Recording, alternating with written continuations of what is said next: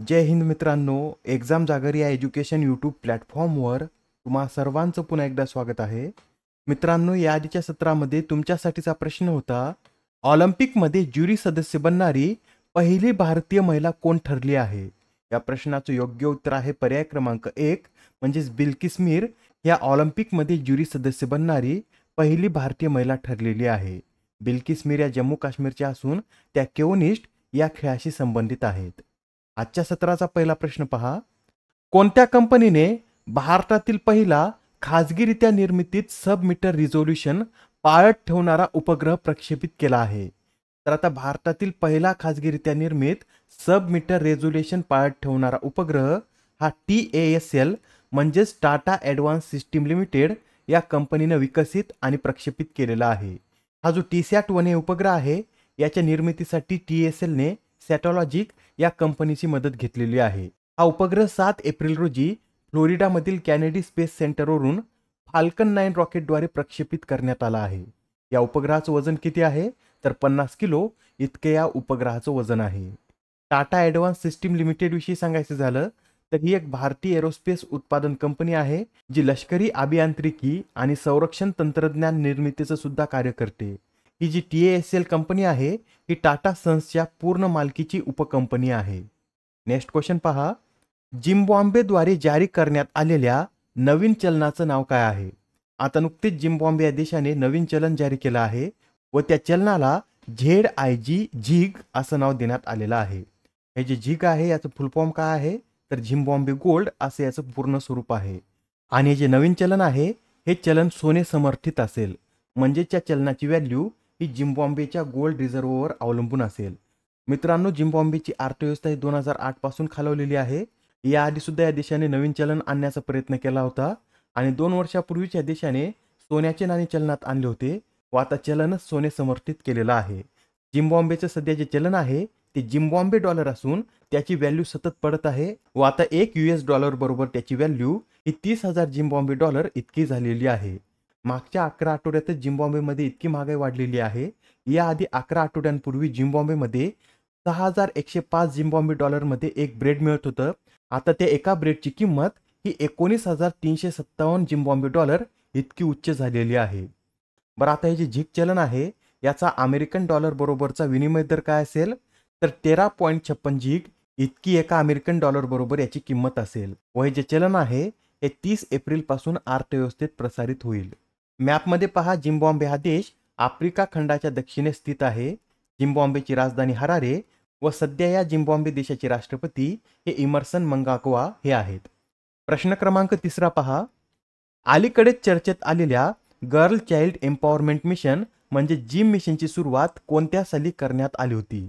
तर आता हे जे जिम मिशन आहे याची सुरुवात 2018 मध्ये करण्यात आली होती व हे मिशन NTPC लिमिटेडद्वारे राबवण्यात येतं. या मिशन अंतर्गत काय केलं जातं? तर विविध कार्यक्रम राबवून मुलींच्या सक्षमीकरणावर लक्ष केंद्रित करून त्यांच्यातील नेतृत्व गुण जोपासण्याचं कार्य या मिशन अंतर्गत करण्यात येतं व हे जे मिशन आहे हे भारत सरकारच्या बेटी बचाओ बेटी पढाओ उपक्रमाच्या अनुषंगाने राबवण्यात येत असून याचा उद्देश मुलींच्या कल्पनेचे पालनपोषण करून आणि संधी शोधण्याच्या त्यांच्या क्षमतेला चालना देऊन लैंगिक असमानता नष्ट करणे हे आहे. आता हा प्रश्न पहा, यात काय विचारला आहे? तर एकेरीच्या जागतिक क्रमवारीत अग्रस्थानी असलेला सर्वात वयस्क पुरुष टेनिसपटू कोण ठरला आहे? तर आता जागतिक क्रमवारी अग्रस्थानी असलेला सर्वात वयस्क पुरुष टेनिसपटू हा नोवाक जोकोविच ठरलेला आहे. नोवाक जोकोविचने आता रॉजर फेडरर यांचा विक्रम मोडलेला आहे व आता ते एकेरीच्या जागतिक क्रमवारीत अग्रस्थानी असलेले सर्वात वयस्क टेनिस खेळाडू ठरलेले आहेत. सध्या त्यांचं वय किती आहे? तर 36 वर्ष 321 दिवस इतकं त्यांचं वय असून नोवाक जोकोविच एकूण 420 आठवड्यापासून जागतिक क्रमवारीत अग्रस्थानी आहेत. या बाबतीत सुद्धा त्यांनी रॉजर फेडरर यांचा विक्रम मोडलेला आहे. याआधी रॉजर फेडरर यांनी 310 आठवडे अग्रस्थान राखण्याचा विक्रम केला होता व नोवाक जोकोविच यांनी 420 आठवडे जागतिक क्रमवारीत अग्रस्थानी राहण्याचा विक्रम केलेला आहे.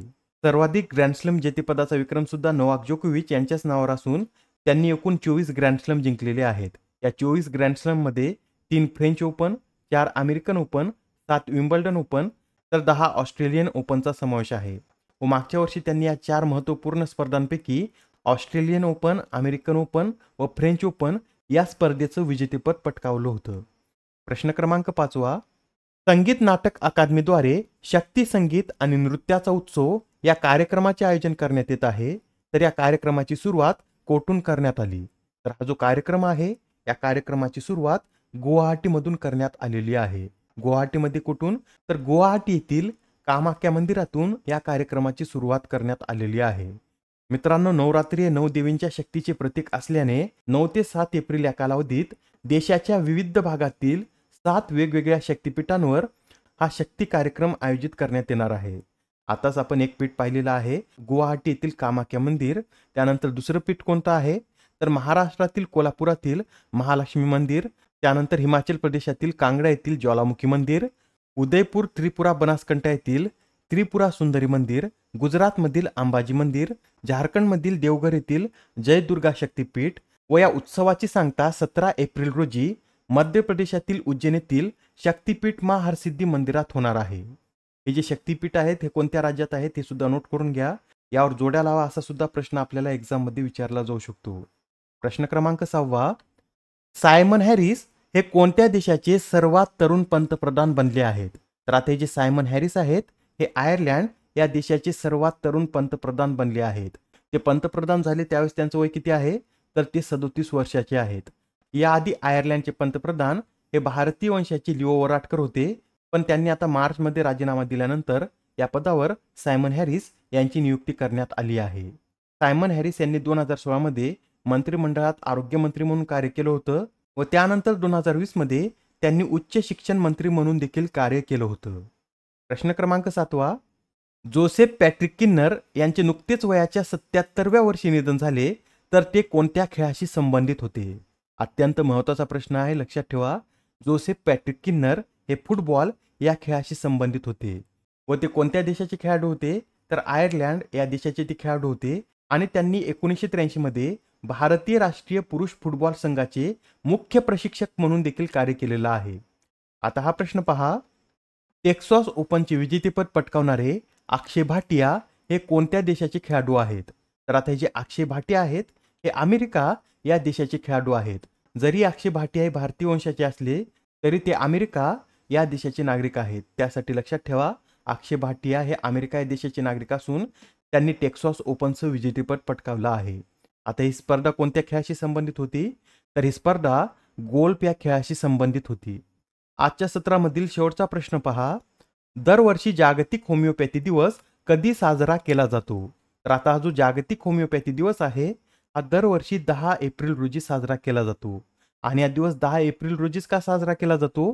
तर या दिवशी होमिओपॅथीचे जनक डॉक्टर सॅम्युअल हॅनेमन यांची जयंती असते आणि त्यांचा जयंती दिवस हा जगभरामध्ये जागतिक होमिओपॅथी दिवस म्हणून साजरा केला जातो. यावेळेसची या दिवसाची थीम काय आहे? तर होमिओ परिवार, वन हेल्थ वन फॅमिली अशी यावेळेसची या दिवसाची थीम आहे. आजच्या सत्रामधील तुमच्यासाठीचा प्रश्न पहा. 16व्या वित्त आयोगाचे सदस्य म्हणून कोणाची नियुक्ती करण्यात आली? आता या प्रश्नाचं उत्तर कमेंटमध्ये देण्याचा प्रयत्न करा. उत्तर चुकलं तरी काही हरकत नाही, कारण ज्यावेळेस तुम्हाला या प्रश्नाचं योग्य उत्तर माहित होतं त्यावेळेस हा प्रश्न तुमच्या दीर्घकाळापर्यंत लक्षात राहतो. तर आता पुढच्या सत्रामध्ये पुन्हा भेटूया. धन्यवाद.